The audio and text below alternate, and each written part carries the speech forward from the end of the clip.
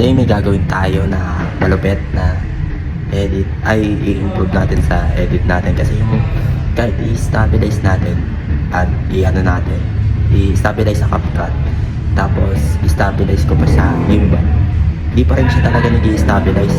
May kulang pala na natuklasan ko sa TikTok.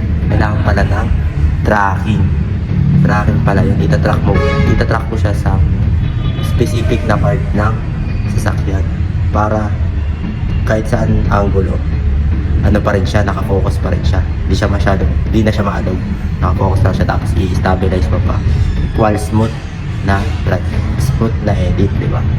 Yun yung tatry natin ngayon. Kaso nga lang, hindi ko pa ma-track dun sa ano. Pangit kasi yung tracking sa CapCut, kaya gagawa tayo ng paraan sa Android.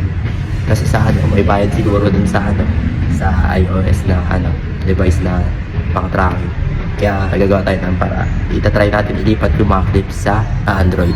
Yun. At inaalam ko pa kung libre rin ba dito sa Android. Ay, libre ba dito sa Android kung pag nag-tracking ka, kung walang bayad ba. Yun. Sana libre. No? Pag nag-track ka dito. At hindi ma-decrease yung quality kaka-transfer na Android sa iOS. Alright, na-libat na natin yung mga clips sa Android. Medyo natagalan lang ako kasi medyo mahina-hina yung dito yung signal eh. Ang kailangan lang pala, ipaglapit mo yung cellphone na dalawa para mas mabilis yung transfer. Kala ko, kailangan yun. Dati kasi, share it lang eh. Ngayon kasi, iba na yung ginagamit ko na pair drop na sa website para makapag-transfer yung iOS sa Android. So, update guys, nahanap ko na yung app na kailangan ko. Na-track ko na siya.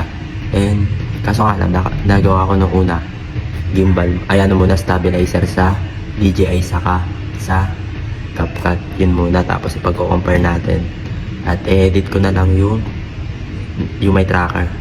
Then pag-compare na natin silang dalawa kung sino mas stable.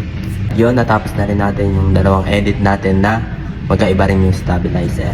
Yung isa pinagsama ko sa DJI at CapCut na stabilizer, and yung isa naman sa track it motion na stabilizer. Tignan natin kung alin ang mas maganda. Comment nyo na lang.